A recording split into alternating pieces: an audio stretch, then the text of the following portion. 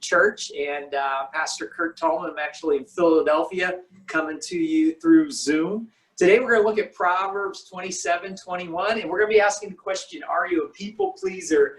Do you love the praise of others? But before we get into it, I just want to give you a few dad jokes. Again, I get intense when I talk in that, so we'll look at some dad jokes. These are just jokes, so don't take them too seriously. What did the newborn baby say upon arrival? What did the newborn baby say upon arrival? Oh, it's good to be out of there. I was running out of womb. Running out of womb. Okay. All your mothers, you're like, yeah, but whoa. And the second dad joke is, why don't you ever trust an atom? Why don't you ever trust an atom? Because they make up everything. They make up everything. Okay, maybe that was painful. Maybe that was funny. You can use those at work or when you're on Zoom calls or with your family. Today we're going to look at Proverbs 27.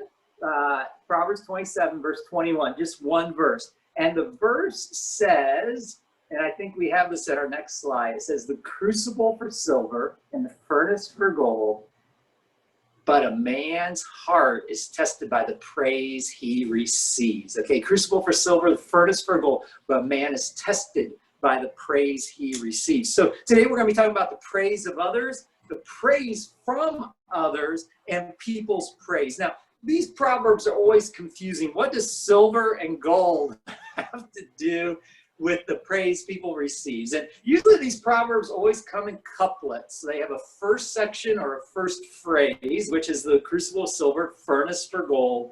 And then the second part of the couplet or phrase is, man is tested by the praise he receives. And the link or the connection is this refining process. This testing process to see really how much silver is there, how much gold is there, and then how much is actually in the praise of man or the praise of God. And so this is what King Solomon, who wrote this proverb, is getting at.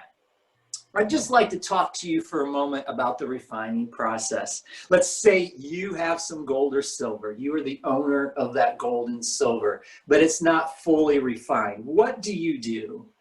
Back in the day, you would take it to a very special person. He was called the refiner.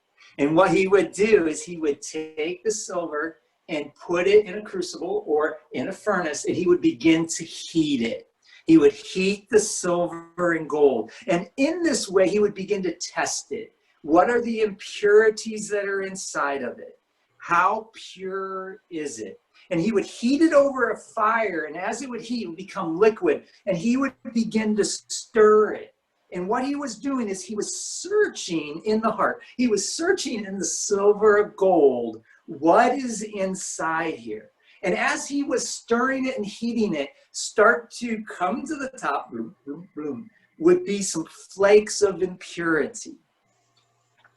Can you see them? Yep, there they are.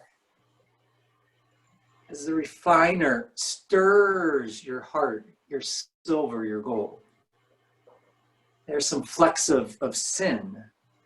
There's some pieces of anger. Maybe there are some elements of unsatisfaction with the way God's created you. Maybe some blame. Or maybe there's some rudeness that is coming up because you've been hurt. All of this are the impurities that the refiner is seeing. Now, after they come to the top, you as the owner of the silver and that, okay, I've seen it, it's done, it's over with. I can now take the silver and gold and go home.